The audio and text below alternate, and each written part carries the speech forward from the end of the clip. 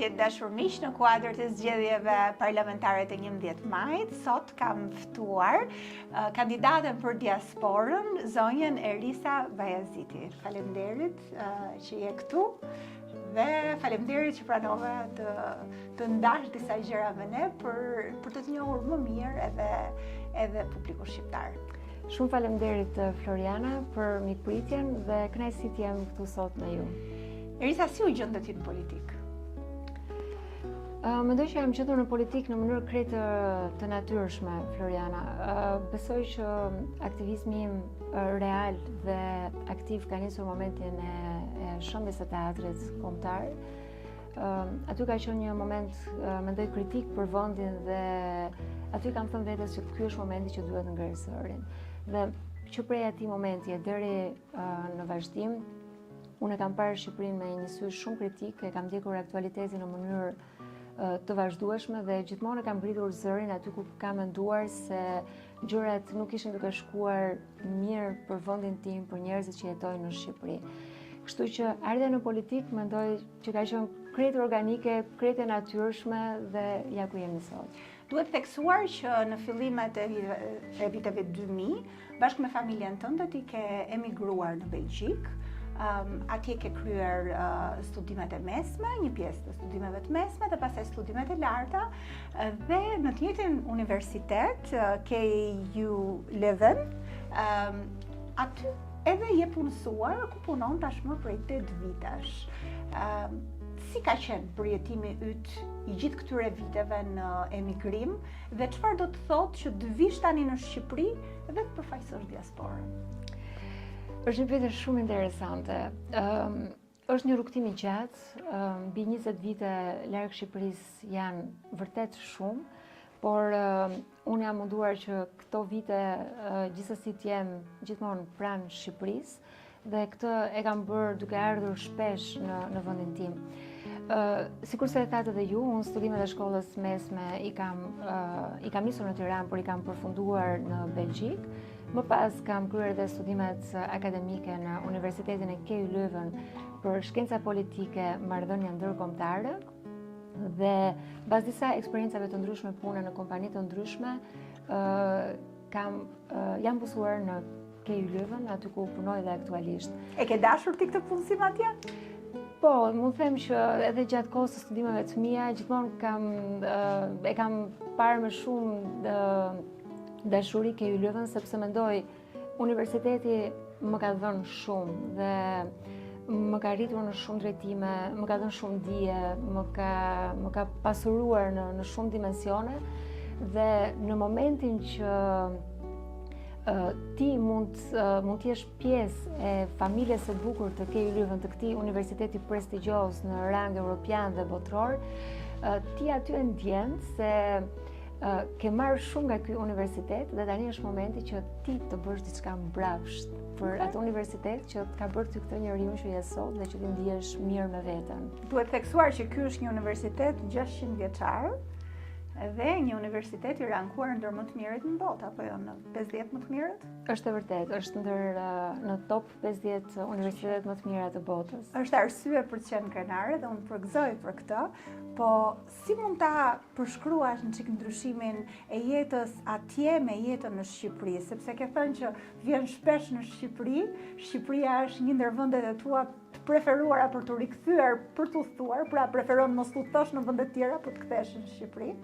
Dhe si e sheh këtë diferencën mes dy botëve? Padyshim fillimi ka qenë i vështirë në shumë aspekte, sepse kultura jonë shqiptare ndryshon me kulturën belge dhe unë mund të them me bindje se në atë moment kam përjetuar një shok kulturor. Kultura jonë ndryshon në shumë aspekte, ti shkon në një ambient të ri, do të flasësh një gjuhë të re. Belgjika është një vend ku fliten shumë gjuhë të huaja dhe do të duhet të përshtatesh me njëherë me shumë nacionalitete të ndryshme ose të përshtatesh dhe në gjuhët që ata flasin. Pra direkt vjesh në një lloj presioni në mënyrë që të komunikosh dhe të kuptosh njerëzit që prej fillimit. Megjithatë, kur je në moshën e gjimnazit, më duket se është pak më e thjeshtë. Unë kam përjetuar vetë në Amerikë këtë gjë, kështu që mund të konfirmoj për këtë, po ndihmon të qenit në gjimnaz, mendoj, e kap më shpejt gjuhën edhe përshtatesh pak më shpejt me kulturën, sesa të shkosh më vonë. Po, me siguri duhet të ketë një ndryshim në momentin që shkon, kur je disi më e re ose më e vogël, integrimin ndodh edhe më shpejt, sepse je në një botë re, po jo nuk e kupton se në çfarë bote tjetër je hedhur. Por gjithsesi unë mund të them që ka qenë e vështirë, sepse njerëzit janë gjithsesi disi më të ftohtë nëse i krahasojmë me shqiptarët, ne jemi natyra më ekspresive, më spontane, më pak të strukturuara, dita jon rrjet natyrshëm, jo domosdoshmërisht me një agjendë. Ndërkohë jemi popull shumë i ngrohtë, jemi popull që duam diellin, jetojmë jashtë, gëzojmë natyrën.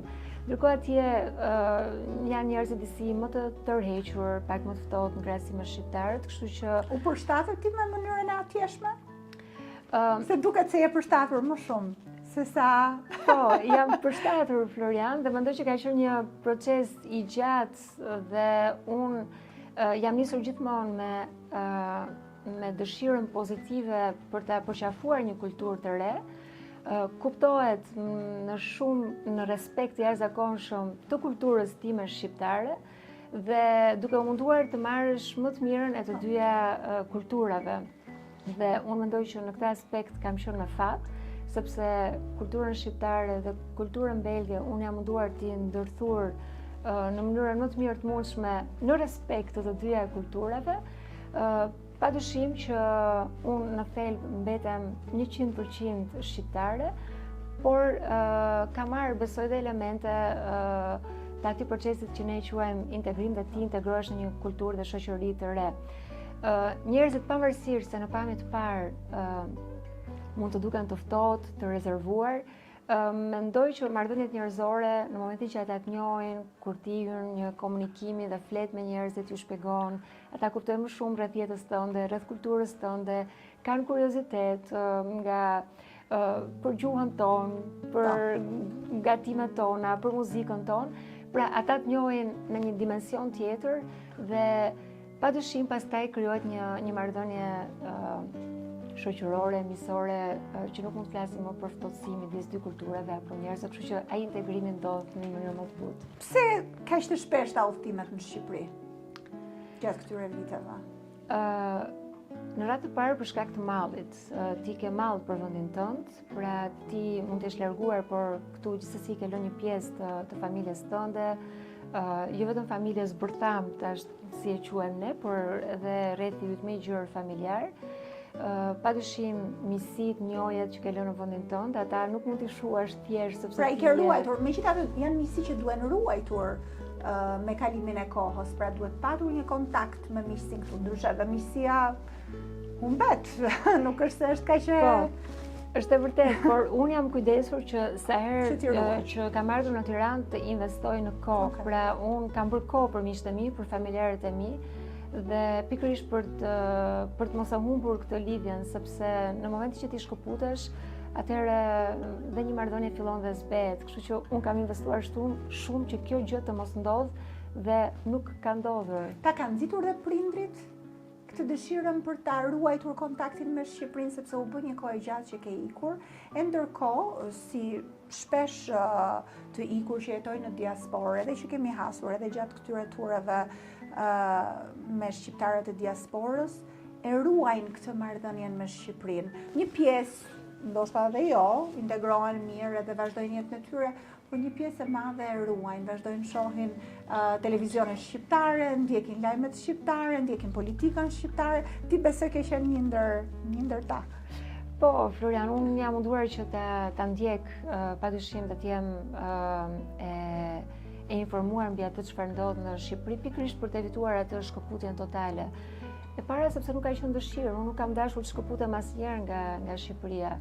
por kur ti je larg vendit, ai mall ty të sjell edhe më afër vendit tonë dhe ti kërkon me ngulm dhe kupton vlerat që ka vendi yt dhe ti ruan ato pastaj me fanatizëm. Çfarë vlerash ka vendi yt në raport me ato që ti ke jetuar në Belgjik?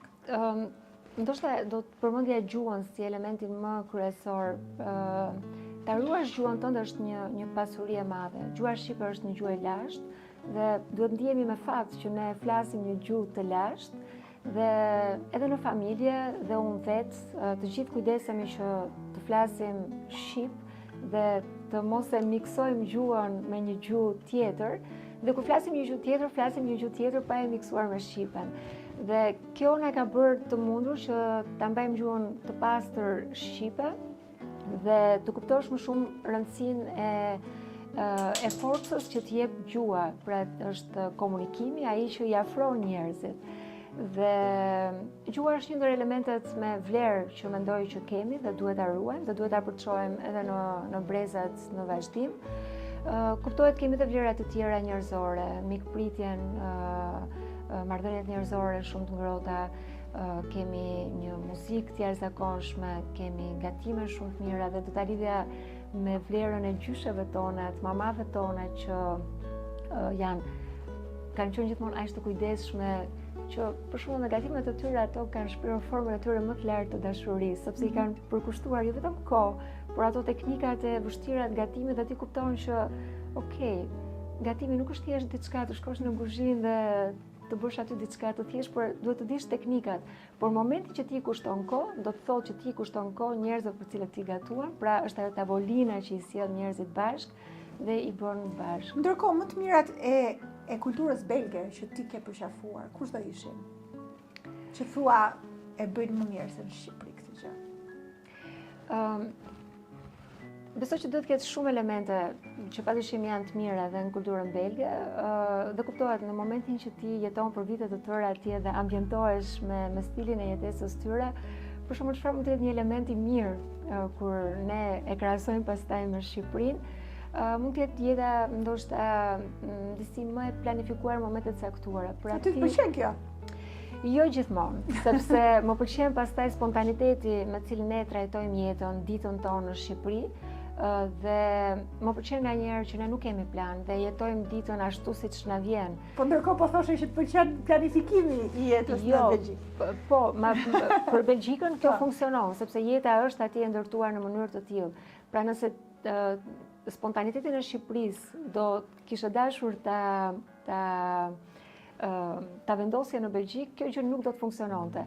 Ashtu si e kundërta, nëse doje të vije një ditë të planifikuar në mënyrë korrekte dhe agjend në Shqipëri, kjo gjë do të kishte dështuar që prej mëngjesit. Kështu që për stilin e jetesës që është atje, që dita është e mirë planifikuar, është me agjend, planifikimi është një element që të ndihmon ta strukturosh ditën. Kuptohet marrëdhëniet njerëzore janë dhe atje shumë të respektueshme, njerëzit. Ke shumë miq belg? Apo i ke më shumë shqiptar? Unë kam padyshim edhe shumë miq shqiptar dhe shumë miq belg, sepse vetë jeta mua më afron me shumë njerëz dhe është një miks shumë i shëndetshëm i të dyja miqësive, si belge dhe shqiptare.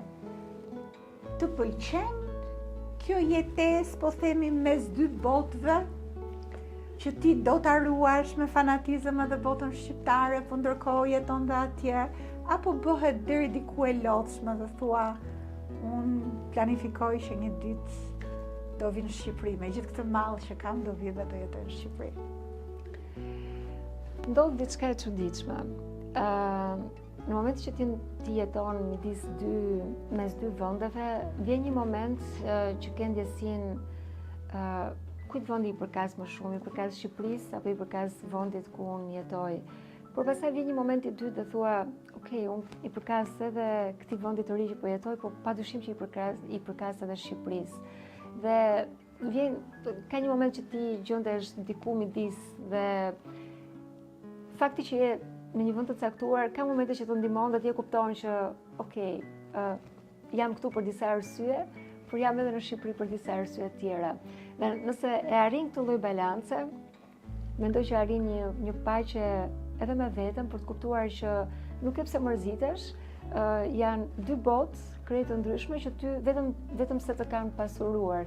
Kështu që unë jam munduar gjithmonë të shoh atë elementin pozitiv dhe mos të mërzitem që jam aty diku mes, por thjesht unë jam munduar t'i ndërthur. E mendon rikthimin në Shqipëri, Edith? Po, padyshim që unë mendoj rikthimin në Shqipëri dhe pa dashur që të flaset përgjithsoj për gjithë shqiptarët, mendoj që gjithsesi një pjesë e mirë e shqiptarëve jetojnë me dëshirën për të rikthyer në vendin e tyre. Unë jam njëra ndër ta që padyshim do rikthehesha në Shqipëri. Dhe fakti që ne sot ti ke ardhur, ti jesh pjesë e fushatës Partisë Demokratike dhe Aleancës për Shqipërinë Madhështore. Ke ardhur si kandidate e diasporës. A je ndjer disi më ndryshe, më njanuar për sa i përket mundësisë së këtushme, mënyrës se si bëhen gjërat, mënyrës se si mendojnë politikanët e këtushëm. Ti je jo vetëm nga diaspora, por je edhe një politikane e re, kështu që kjo duhet të jetë një botë ndryshe për ty. Është një botë ndryshe, është jo ndryshe, sepse unë nuk mund të them që vinë në një botë krejtësisht të panjohur dhe vinë nga një planet tjetër. Pra unë le të themi kam elemente të realitetit shqiptar që i njoh shumë mirë. Nuk ndihem kurse si e më njanuar, kam takuar shumë njerëz kandidatë veçanërisht për qytetin qarkun e Tiranës, me cilët bashkëbisedoj dhe pyesim njëri tjetrin se si është duke shkuar fushata, i japim njëri tjetrit mendime, sugjerime se si ne mund ta përmirësojmë fushatat tona. Kështu që mendoj që atmosfera është shumë pozitive dhe vetëm uroj që kështu të jetë deri në fund të garës. Si mendon që mund të kontribosh më mirë në politikën shqiptare, ti me gjithë eksperiencën tënde në emigrim edhe? Unë mendoj që në radhë të parë mund të kontribosh me shembullin tënd. Mënyra se si ti qasesh publikut, ajo çfarë ti thua, çfarë ke kuptuar ti dhe kush është qëllimi për cilin ti ke vendosur ta marrësh këtë hap. Kush është qëllimi në këtë rast? Qëllimi kryesor për mua është ta shoh Shqipërinë një zonjë të rëndë. Dhe nëse ne të gjithë nga pak, sepse padyshim ti nuk mund ta bësh Shqipërinë zonjë të rëndë e vetme, ke nevojë për shumë njerëz. Dhe nuk mund të jetë vetëm kontributi im, por mund të jetë kontributi të gjithë nga pak. Mendoj që kjo do ta ndihmonte vendin. Dhe unë mendoj që në këtë mënyrë edhe ti mund të japësh atë pjesën tënde. Dhe sa më pozitive je, sa më bashkëpunuese je dhe sa më e hapur je me njerëzit, mendoj që rruga bëhet më e lehtë. Dhe nëse ky është qëllimi i përbashkët dhe njerëzit shohin në të njëjtin objektiv, mendoj që rruga pastaj shtrohet edhe më lehtë. Dhe mund të them vërtet me një ndjenjë shumë të madhe pozitive që kam takuar shumë njerëz që mendojnë njësoj si unë. Ne thjesht tani duhet që t'i bashkojmë këto forca, mendimet tona, idetë tona, vizionin ton dhe ta bëjmë të gjë të funksionojë. Aktivizmin tim e kam bërë pa kalkulime të sensit që do bëj këtë gjë sepse unë mendoj që kjo do më çojë atje. Reagimet kanë qenë në kohë shumë të vështira për Shqipërinë, kur ti nuk mund të pretendoje asgjë që mund të merrje diçka nga vendi, përkundrazi. E kam parë si një akt kurajos që ti të reagosh në momente kritike për vendin dhe pa e menduar se çfarë do vi për ty absolutisht në dimensionin personal nuk kam pritur asgjë dhe kjo mbi të gjitha për arsyen se unë jam një njeri që jam e realizuar nga ana profesionale.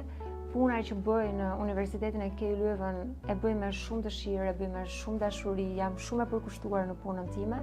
Pra, ky nuk ka qenë një vendim të cilën unë e kam marrë si një vendim për të ngritur në karrierë. Unë e kam marrë këtë vendim sepse mendoj që mund të jap një lloj kontributi.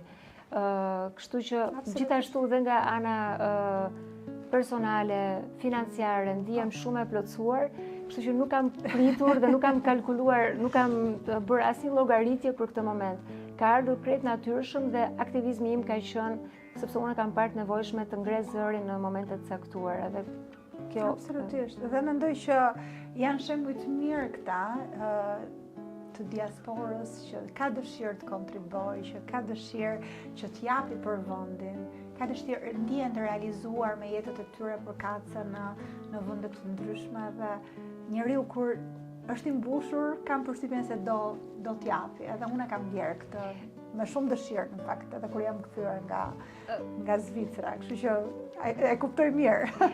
Ne kemi nevojë për njëri tjetrin, pra shqiptarët që janë në diasporë me shqiptarët që janë në Shqipëri. Dhe nëse ndodh një bashkim idesh dhe vizionesh nga të dyja palët, le ta quajmë kështu, atëherë mendoj që do ishte diçka vërtet e mrekullueshme për vendin. Një element që ne diskutuam përpara, që edhe e ke theksuar edhe në disa intervista të tjera, ka qenë fakti që jetën private dhe personale ti e lëmënjan, duke mos zgjedhur që ta diskutosh, edhe duke patur në një farë mënyrë të mbrojtur. Fusha e politikës është një fushë ashpër që edhe kur ti nuk do, gjendet një mënyrë për të futur tek jeta personale dhe atë që është e bukur dhe e pastër shpesh herë për ta bërë pis. Je dashur ti ta ruash këtë aspekt duke mos e diskutuar pikërisht për këtë arsye? Apo ka ndonjë arsye tjetër që ti zgjedh që mos të flasësh për aspekte të tjera? Jo, unë jam një natyrë shumë e tërhequr dhe arsyeja pse unë jam në Shqipëri është sepse unë kam pranuar të jem kandidate në listat e hapura të Partisë Demokratike dhe Aleancës për Shqipërinë Madhështore dhe duke u nisur nga ky qëllim për cilin unë kam ardhur, dua që mos ndodh asnjë shfokusim, le ta quajmë kështu, për jetën time. Unë nuk është se ka ndonjë gjë ose sekret shtetëror mbi jetën time private apo familjare, por në kushtet e fushatës është dhe një vendim që unë dëshiroj ta respektoj nga antarët e familjes, cilët duan gjithashtu të ruajnë privatësinë e tyre dhe nuk duan të bëhen pjesë e kësaj fushate, kështu që unë e kam marrë këtë vendim dhe jam Erisa Bajaziti në këtë fushat dhe unë do ta çoj këtë fushat deri në fund si Erisa Bajaziti, duke respektuar vendimin e familjes time dhe të asaj që është private dhe që unë e konsideroj private. Dhe ka një arsye që ne e quajmë është një jetë private, por ndryshe do ta quajmë jetë publike. Jetë publike, kështu që ajo që është private le të ngeli private dhe njerëzit besoj shqiptarët mendojnë në këtë moment kritik për Shqipërinë, padyshim janë më shumë të interesuar se çfarë do t'i ofroj unë politikës shqiptare, më shumë se sa elemente që për mua në këtë moment janë dytësore dhe nuk kanë rëndësi për të ardhmen e Shqipërisë. Dhe në fakt dytësore janë, po duke marrë parasysh se si po zhvillohet fushata edhe nga kampi tjetër ku përdoren element krejtësisht të parëndësishëm për të krijuar zhurmë dhe vëmendje, të parëndësishëm për mirëqenien e qytetarëve, duket se sikur është bërë deri diku e pranueshme kjo gjë, po në fakt duhet luftuar, absolutisht. Dhe Floriana, për mua argumenti bërtet më fort. Ti nuk ke nevojë të bërtasësh në forma ekstreme ose pa përmbajtje, në momentin që ti ke argument dhe i ofrohesh publikut me përmbajtja bërtet më shumë se gjithçka tjetër dhe në fund është qytetari ai që e bën diferencën, krahason kandidatët dhe në fund i vlerëson. Unë shpresoj të vlerësohem për përmbajtjen, për atë që ne kemi për t'i thënë publikut dhe për atë që është me rëndësi për publikun. Pasionet tjera, Erisa? Përveç udhëtimeve në Shqipëri? Unë kam shumë dëshirë të shkruaj dhe ndoshta këto kohët e fundit edhe për shkak të shumë angazhimeve ka qenë e vështirë për ta gjetur atë kohën e qetë që kërkon shkrimi, por kam shumë dëshirë që të shkruaj, e bëj me... Çfarë shkruan? Mendimet e mia, shkruaj shpesh edhe për gjërat se si unë i mendoj, analiza, por edhe thjesht mendime që unë dua t'i hedh në letër, diçka që besoj më pasuron edhe mua, qoftë në anën e komunikimit, por edhe të mendimit për ta çuar mendimin në një nivel tjetër. Më pëlqen shumë ta bëj këtë gjë, por për shkak të kohës jo gjithmonë kam qenë kushte për ta bërë. Megjithatë uroj që po mban shënime sepse ky do të jetë një rrugtim shumë interesant për të përshkruar, edhe për të shkruar. Po, dhe kam ardhur e përgatitur me bloqe për të shkruar, sepse mendoj që është një eksperiencë e jashtëzakonshme dhe kontakti me njerëz për mua është shumë i rëndësishëm. Ti mëson shumë prej tyre, ata të pasurojnë me historitë e tyre që ata i tregojnë vetë dhe herë të dhimbshme, herë të gëzueshme, por ti padyshim merr shumë nga ata njerëz. Kështu që unë padyshim i shkruaj dhe mundohem që gjithsesi në fund të ditës të kem disa shënime që i kam të dokumentuar se si ka qenë dita ime, sepse unë e di që në një moment tjetër kur jeta ime të mos